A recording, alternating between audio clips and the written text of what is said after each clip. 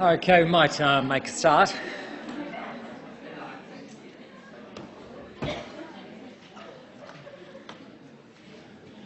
I should explain what I'm doing with this, which is the last of the content lectures.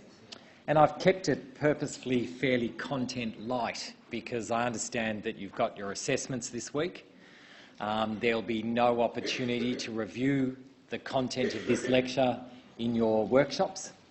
So for that reason, I put a lot of the content-heavy material in the Tuesday lecture last week, which is in fact core and central to understanding how we control and regulate the respiratory system.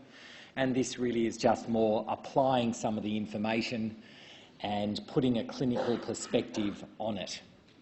So I am fully aware that this is not content-heavy, it's not central and core because I think it would be unfair to deliver that a few days before your assessments. So I hope that explains why I've taken the strategy I have. It was also explaining why I wasted a few minutes saying that until the screen came up. And it needs to replace the lamp. So if anyone's got a spare lamp in their back pocket, please go ahead. Not much I can do about it either. Clinical perspectives. Basically, in terms of respiratory or lung disease, the statement indicates quite clearly that the most common forms of lung disease relate to changes in compliance and airway resistance. And we'll talk about those in the next 10 or 15 minutes. The other thing I should have reminded you, of course, tomorrow is a clicker session. I've purposefully put some questions in there that I think would be very useful for you in order to complete your assessments this week. So if you aren't able to attend the clicker session live, certainly encourage you to have a look at it on your echo recording as well. And again, obviously, I won't put the questions up before the lecture. There's no point. So I'll put it up within, or I'll give them to Stuart within minutes of the lecture finishing. So you'll have access to that ASAP. Okay, any questions or comments regarding that strategy? No?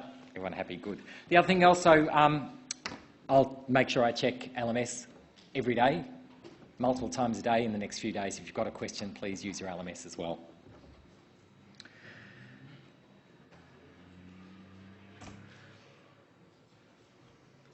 Okay, this information, with regard to looking at aspects of lung disease which relate to resistance and compliance, I take you back to an overhead that we used in one of the early lectures, where we did indicate that in fact resistance within the airways, or in fact, as I said at the time, this equation holds perfectly true for resistance within blood vessels, moving things, be it fluid or air, through a narrow tube. Obviously, the equation or the calculation of resistance, relates to flow equals a change in pressure divided by resistance. So in this case, we're looking at the flow of air is determined by the change in pressure. Obviously, we're talking about the difference in pressure between the atmosphere and the intra-alveolar spaces within the lungs, and it's inversely proportional to resistance. So obviously, the bigger resistance, the smaller the airflow will be. Now, when we spoke about that, we said that much of the resistance can't be changed too much because, in fact, many of our larger airways contain cartilaginous rings. Well, in fact, as you know from the online material, they're not totally, they aren't rings, they're more like horseshoe-shaped cartilage. So they don't occlude the esophagus that runs posterior to the trachea. But that all aside, the cartilage helps keep the smooth muscular walls of the airways open where possible. Of course, the smaller airways have no cartilage, and you might think that that impacts on resistance dramatically. We'll talk about resistance in a minute, and after that we'll talk about compliance. And compliance, by definition, is the stretchability of your lung tissue. So obviously, as you know from the online material, there are a number of elastic fibres within the lung tissue which makes the lung elastic and spongy by nature. And obviously, if you compromise the elasticity of the lungs, you are going to compromise your capacity to move air into and out of the lungs. And obviously, if you compromise the capacity to get air into and out of the lungs, you are going to change your partial pressure of oxygen and carbon dioxide, and therefore compromise your capacity to gas exchange in the tissues. So it all is obviously related. Let's look at resistance first. Now, the reference for this is indicated. I've taken this from a research paper. Irrespective, it is simply a relatively simplistic diagram. You've got a copy of it in your lecture notes. And it shows the resistance. And again, I don't often say this, but we don't need to worry too much about the numbers and the units because the numbers are kind of irrelevant. But certainly the relationship between the resistance and the region of the airways that are relevant is important. So you can see that the majority of the resistance to airflow in our respiratory system occurs in the trachea. The resistance decreases as air flows through the bronchi, and the resistance is almost negligible in the terminal parts of the bronchioles and certainly as it enters the alveoli. Now, this, to some of you, may be in fact totally contraindicative. You might be saying, hang on, I thought that resistance within a narrow tube is going to be much greater than resistance within a large diameter tube. And if you thought that, you're right. So how do we explain the fact that the majority of the resistance to airflow in our lungs occurs in the large trachea and bronchi? Well, the simple answer is that there are hundreds and hundreds, if not thousands, of terminal bronchi, all running in parallel.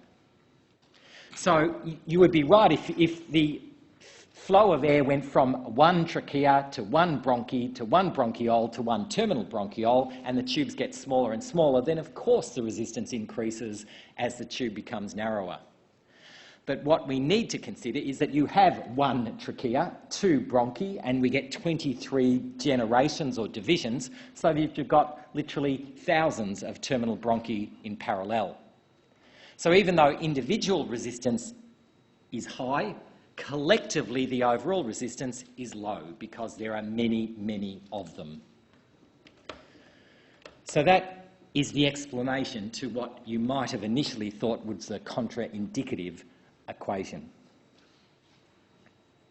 Now, how does that relate clinically? Well, it kind of is telling us that it doesn't really matter if some of your terminal bronchioles are blocked.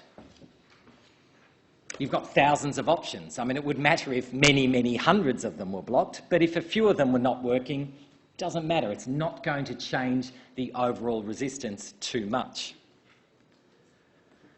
But if your single trachea is somewhat occluded or blocked, that's going to matter dramatically. And so I'm sure you can think of a clinical condition. If you had an upper respiratory airways infection, or you had mucus buildup, or you're an asthmatic, anything which narrows the large airways is going to dramatically increase the resistance and hence compromise the flow of air, or how easily air can flow. So it'll do one of two things: increase the work of breathing or decrease the amount of air that goes into and out of your lungs, or both. So don't underestimate problems that occur with the larger airways, because they are going to impact more dramatically on your airflow than problems with the smaller bronchioles themselves. Okay, so that clears that misconception up. Then let's look at the compliance, which is a second major issue with pulmonary or lung disease.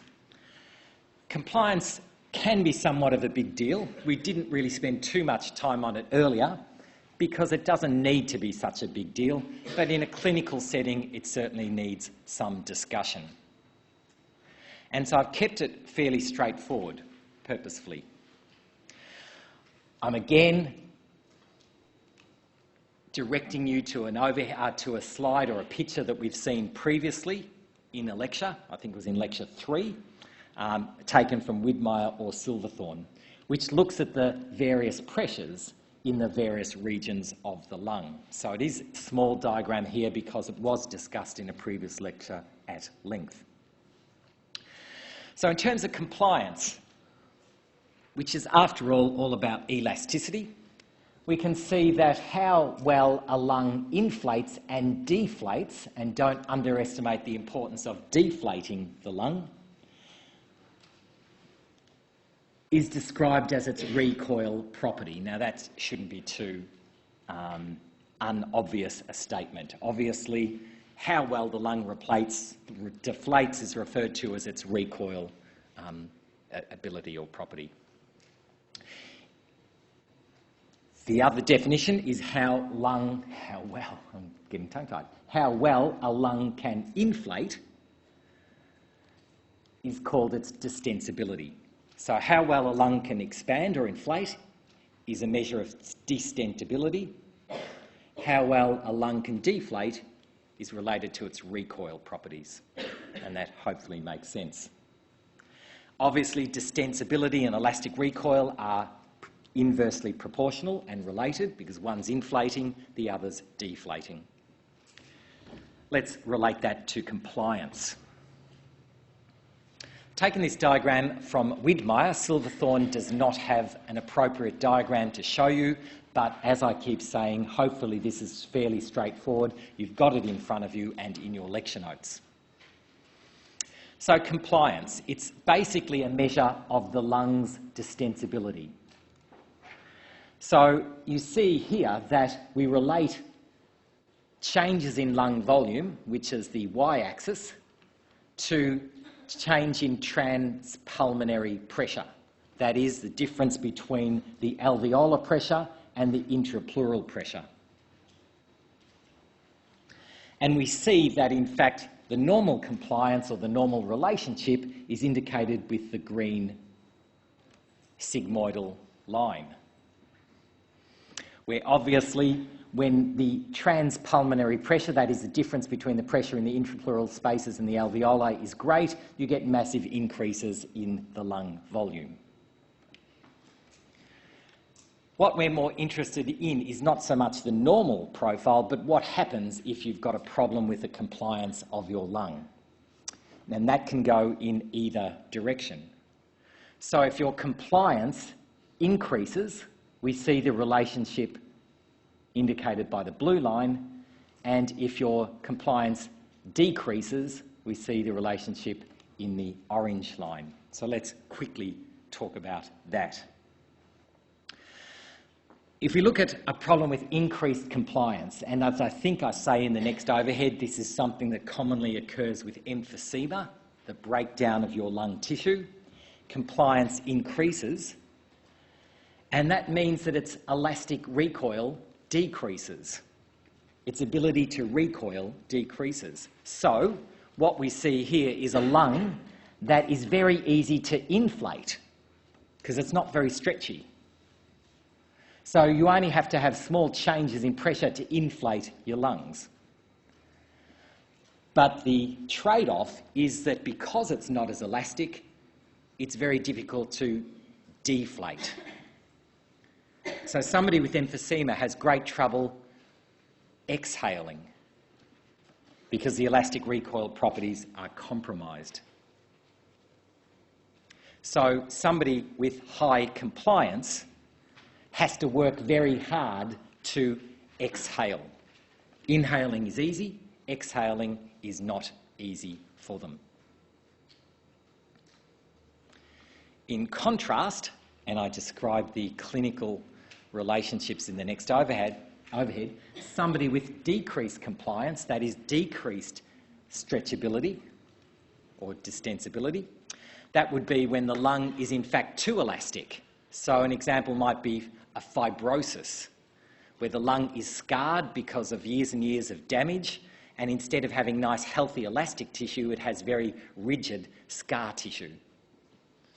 So the lung cannot be stretched very hard, very well. The problem these people might face is that it is very difficult for them to inflate their lungs because it's so elastic, so rigid. So they have to work very hard to breathe in.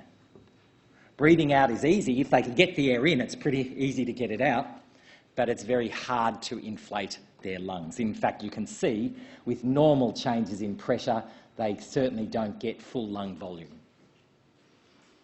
So somebody with fibrosis would have a problem with inhaling. And so obviously these are extremes, the blue and the orange. Disease states would obviously mean you'd be somewhere in between that, unless you had very serious problems. So, as I've said, this is meant to be a summary. The low compliance means that it's more difficult to inflate the lungs to a normal tidal volume. Start again to the high, which would happen, as I said, with fibrosis. And high compliance, which might be indicative of emphysema. It's easy to inflate, but it's harder to get air out of the lungs. I'm happy enough with that concept, fairly, hopefully, straightforward. So I've tried to simplify it as much as possible.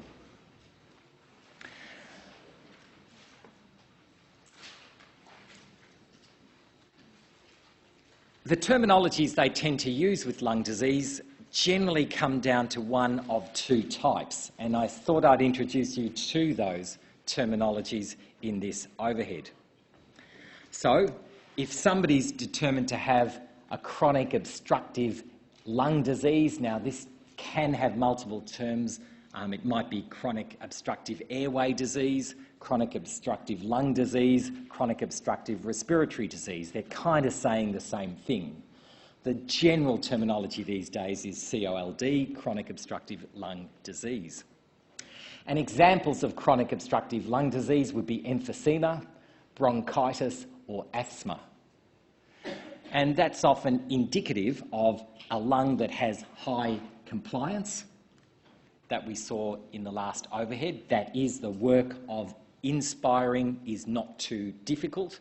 The work of exhaling is much more difficult. Certainly somebody with asthma would know that. It's actually more difficult to exhale than inhale if you're having an asthma attack. But because it's often difficult to exhale, you can't remove the air, and then you breathe in again and you end up getting a relatively full lung volume, and that creates a lot of discomfort. The other thing that's indicative of obstructive airways disease is something known as a low FEV1, and I'm going to talk about that in the next overhead, and some of you would have done that in your pracs already, but I'll be very quick when we discuss it. With restrictive airway disease, which is the second common pulmonary disease, or the terminology they use for pulmonary disease, is particularly, as I said, related to fibrosis, but it can also be due to mechanical problems and problems with body size. So somebody who suffers from scoliosis, which is an abnormal curvature of the spine, obviously if that person is bent over as part of that condition, it's much more difficult for that person to inflate his or her lungs. And similarly, somebody who suffers from obesity, or has obesity, I guess you don't say suffers from obesity, but somebody who is obese may have trouble inflating their lungs simply because of the weight, the work required to inflate the lung. You're not only moving the thoracic cavity, but you're moving the weight around the thorax as well. So often things we don't associate with a particular airway disease can compromise somebody's breathing simply because his or her stature makes it more difficult to do so. So they may have low compliance. Now, I put a question mark there because, of course, with fibrosis, you'll have low compliance. We said that in a previous overhead. But there's no reason why somebody with scoliosis or obesity will have low compliance. It doesn't affect your lung, but it does affect your capacity to inflate that lung. So that's why I put the question mark there. It's not a functional problem, but it leads to the same outcomes. And they may have high FEV1s. What does that mean? Well, let's look at FEV1 in the next overhead. FEV1, or FEV itself, relates to, or stands for forced expiratory volume. So really, what you're doing when you measure somebody's FEV is it's a measure of somebody's vital capacity and how quickly they can remove that vital capacity from their lungs or into their lungs.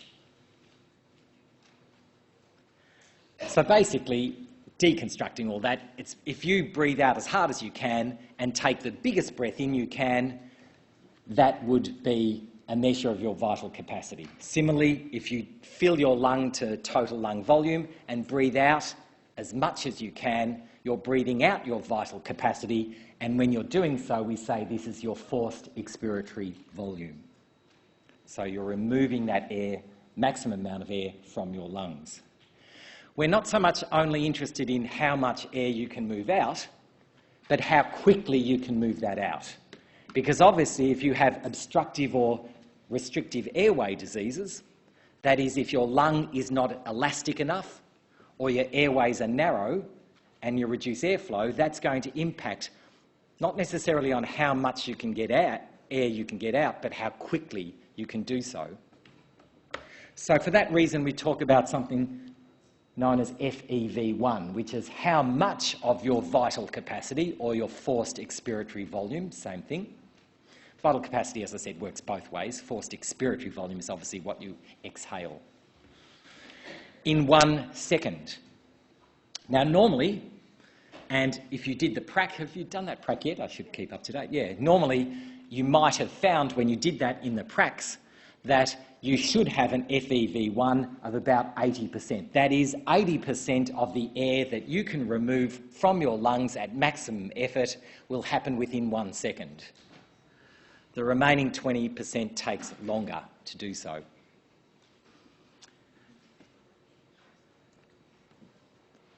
It's a very simple but an important clinically diagnostic test because with obstructive airway disease, and remember obstructive airway diseases, and I'll just flick back just to obstructive airway diseases were, what am I doing, John? Were examples such as emphysema, bronchitis and asthma. So with obstructive airway diseases, there would be increased resistance to the movement of air, and therefore your FEV1 would be less than 80%. It's harder to get that air out because, for one reason, the tubes are narrower, particularly the trachea, and as we learnt earlier, that has a big impact on flow, not so much the smaller airways. But their vital capacity should be relatively normal. I mean, their lung can still inflate, it can still hold normal amounts of air, it's just that it takes longer and maybe is even harder to get the air out.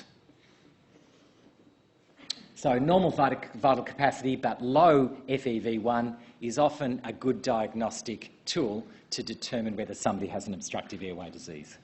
In contrast, the far less common restrictive airway diseases, which might be caused by fibrosis, or if your patient, if you are in a clinical setting, and I'm thinking maybe of some of the dietetics or nutrition students, if somebody has scoliosis or is obese, you might find that their FEV1 is normally 80% or even higher, but in fact their vital capacity will be quite low. So their capacity to move air into and out of the lungs is compromised, but they can get it out normally. Now you might say, why is the FEV1 going to be greater than 80%? Because of that increased elasticity you find with, because of the compliance is, the lung is more rigid, that in fact the recoil properties are actually increased or better than normal. Maybe I shouldn't have said that. We'll just move on. Wipe that out. Everyone happy enough with the FEV1 as a diagnostic tool for pulmonary disease states and how it relates to the various diseases that somebody might suffer from? Yep. And let's finish up our discussion on respiratory diseases by looking at something that I did address on the online material. And somebody actually came up to my office, I think, or maybe I just saw them in the foyer, I can't remember, and actually said they didn't quite understand this and didn't quite see the relationship of it. So I thought I'd just review it by putting it in the last 2 or 3 minutes of this lecture. It does relate to a clinical diagnostic problem as well. And this relates to ventilation-perfusion mismatch. Now you might say, why do we need to even think about ventilation-perfusion? Well, there's 2 reasons. Normally, because we're assuming that when you breathe in, the fresh atmospheric air is equally distributed amongst all the alveoli in the lungs.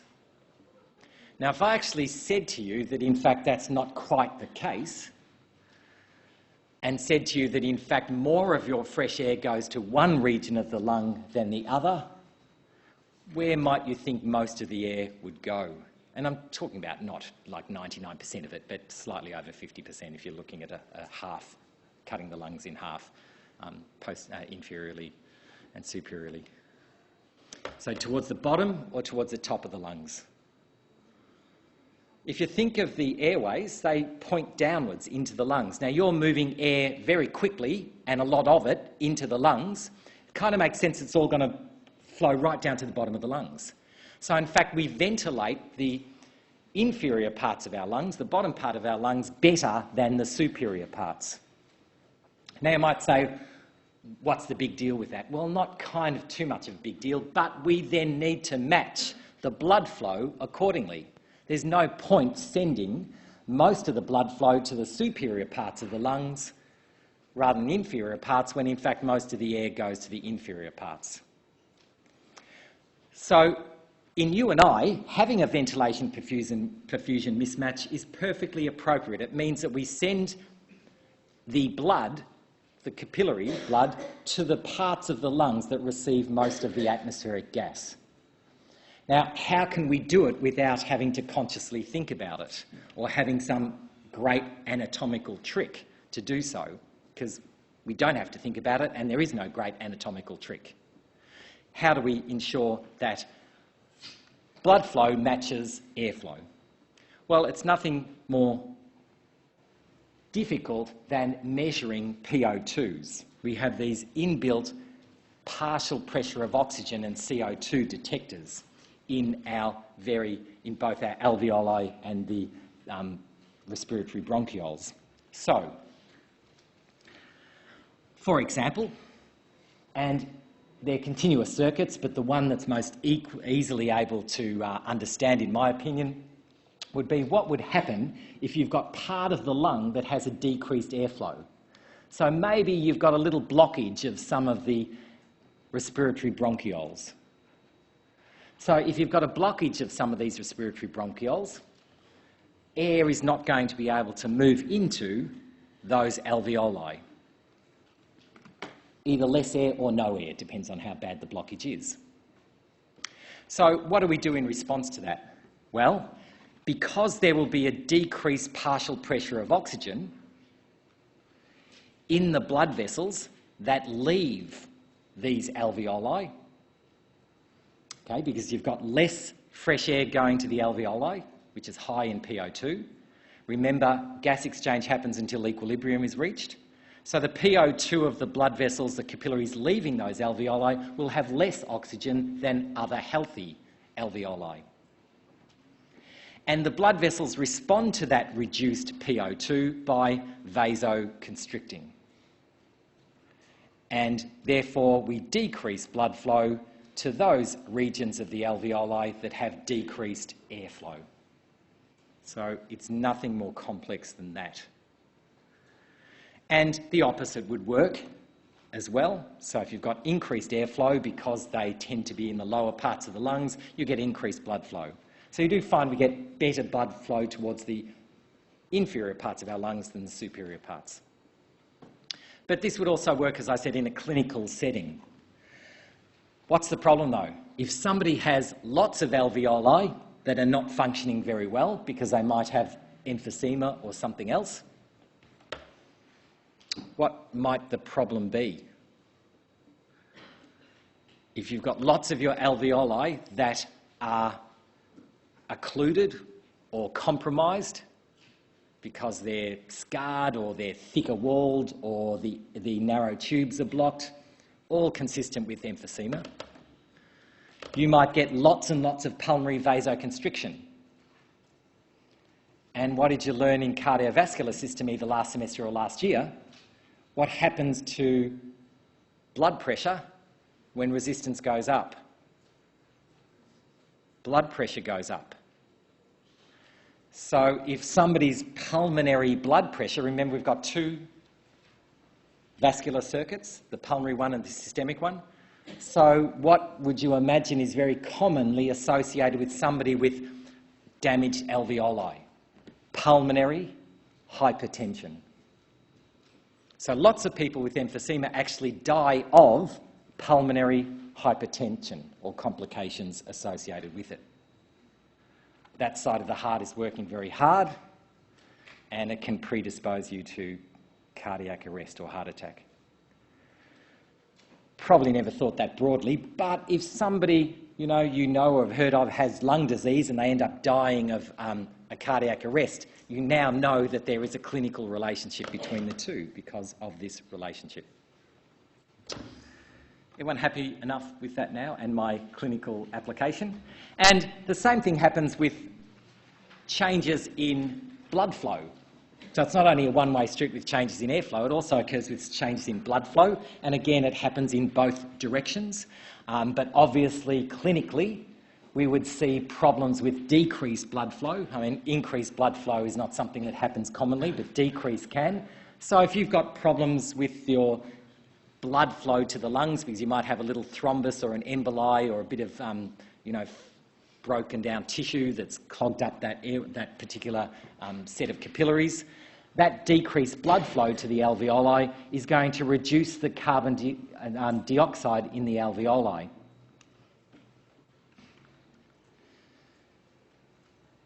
Why is that? Reduced CO2 in the alveoli because decreased blood flow. Where does the carbon dioxide in the alveoli come from? The blood, not the air. There's virtually none in the air. So the CO2 in your alveoli that you then breathe out comes from the blood. So if you've got decreased blood flow going to the alveoli, there's going to be decreased CO2 entering the alveoli. Therefore, in response to that decreased partial pressure of CO2, the bronchioles that supply the alveoli with gas constrict. There's no point sending fresh air or removing air from alveoli that are not vascularised, that are not receiving an appropriate blood flow. And therefore you match your decreased airflow to the decreased blood flow and everyone's happy. Certainly your lungs are happy, and if they are, you are. So that's what happens to us normally, but also has a clinical application as well. And as I said, it's not something special with your anatomy. It's not something you have to think about. It happens automatically. It's all related to measuring PCO2s and PO2s in the appropriate parts of the lungs. Finish early for once. I meant it to be fairly early, so I hope that hasn't been a problem to any of you. As I said, tomorrow, really important clicker session. Engage in it, either live or online. And I'm happy to answer any questions that people have, given that it is test week this week. If I don't hear from you or see you, good luck.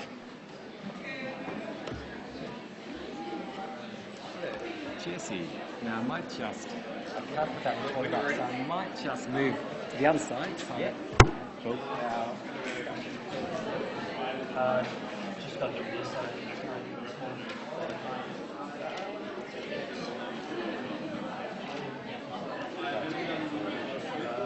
Yes, yeah. So I was writing some notes the other day just with this, and so I was getting to it, and I was doing it in 4 steps. So basically, things like here and here.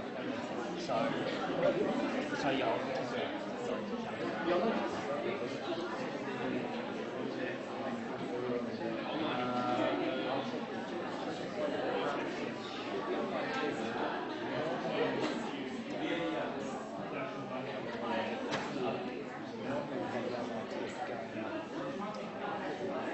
But it's only a system on the online content. Yeah. It should have, when you go to it, it'll tell you when you click on online test, it will tell you when it's your open. Okay, I've got a feeling Stuart might have hidden it, and he hasn't opened it up.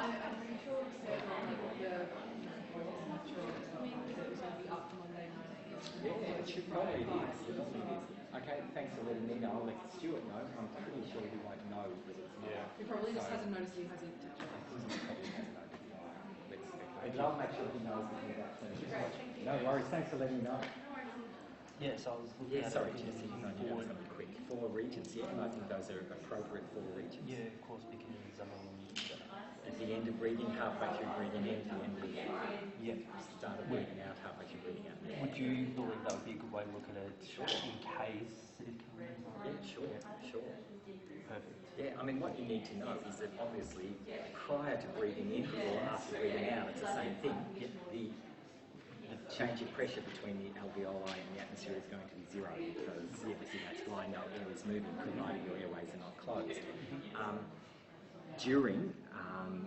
During inspiration, certainly early on in inspiration, your alveolar pressure, intra-alveolar pressure is dropping, and there's a bit of a delay before air starts to move in, only because there's obviously just this is happening in a couple of seconds, so sometimes it's happening over a longer time, and air starts to move in, and that's why the intra-alveolar pressure rises again.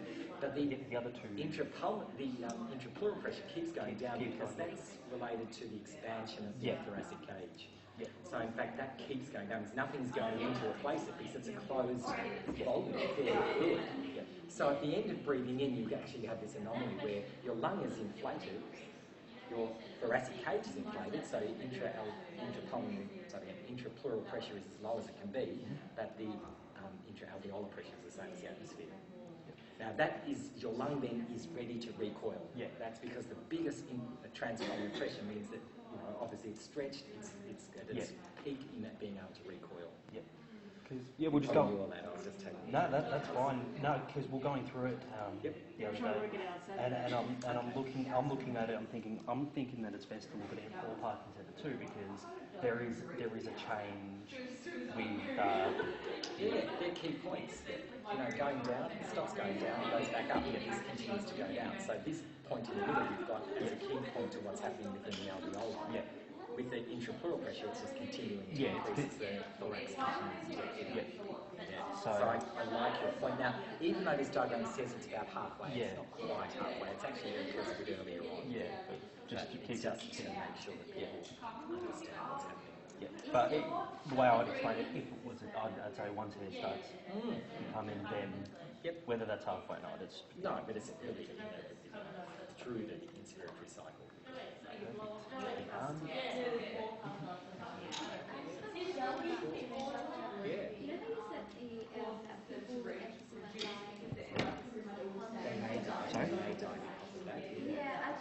the online test. Look, if you're LVI, Yeah. yeah. And So therefore, you're just going to let Stuart know. But we're planning on doing that tomorrow, yes? thank you, to it. And in response to the decreased airflow, you match your blood flow because there's no point sending good blood to a part of the lung that's not working very well. So you decrease blood flow to those areas that you've got decreased airflow. And the way you decrease blood flow is to constrict your arterioles. Now, if you constrict your arterioles, you increase resistance because many of your arterioles are constricted. And that, as you know, when you increase your resistance, you increase your pressure because they're related, and increase in pulmonary. So that leads to the pulmonary pressure being higher than normal. Now, in effect, that's not a big problem, but if it gets too severe because that person's got problems with lots of parts of their lungs, the pulmonary pressure might be too high overall. And remember, the right side of the heart, which is not very muscular, then has to work much harder to push blood to the lungs, and that predisposes somebody to a myocardial infarct or a heart attack because the heart is working harder to do its job. And particularly if that person's not particularly healthy to start with. So that's why they may predispose to a right side heart failure or heart attack because that side of the heart, which is not very muscular, is having to pump blood at a higher resistance. Does that make sense? And another question. No, I just had a doubt that because you said that emphysema, people with emphysema has fine compliance. Yeah, because Does that mean that it's too much airflow? But high compliance means, in fact, that compliance is a level of the sensibility. So I think of a high compliant lung, which is this one here, increased compliance, is kind of like a very thin-walled balloon. You know, if you think of emphysema, it's got to damage the walls. I think has it bad. And or but it doesn't. well, also, a balloon that's been inflated for too long, and then you deflate and it loses its elasticity. It's sort of that, it doesn't come back to that root cause and sort of crumple. That's what it's kind of like. It's very easy to blow it up, but it can't expel very well because it's lost its elastic walls. Yes, that means so emphysema makes it damage. The tissue of their lungs. The alveoli, the tissue of the lungs and the elastic tissue with it. So it's easy for them to inflate, but the problem is, of course, they can't deflate, and they're working hard to deflate all the time. Surface area of the alveoli. Thank you. No worries. It will decrease surface area too, because as well as breaking down the alveolar walls, as well as losing the elastic tissue, you lose those millions and millions of alveoli and decrease the It's just completely stuffed short, basically. It's not a good thing to have. Yes. I actually almost wish I was going through the issues with my mother at the moment because we Who had lost her a couple of emphysema? years. I don't know whether it was emphysema or not. She had so much wrong with it. Right. Towards the end, but she was on permanent oxygen for the last 6-7 years. And there's so many issues. But it was really weird where the artery pressures were being affected. They weren't the normal. Oh, spots. okay. And I almost wish she was still going through it now, so I could go and find out what was actually understand a bit happening. more. Back then, it didn't mean anything to me. Yeah, well, I had my brother-in-law who actually had a genetic illness as well. He was intellectually disabled, and he became a heavy smoker, as a lot of people seem to in that situation, and didn't have the capacity, or wasn't able to have the capacity to stop smoking.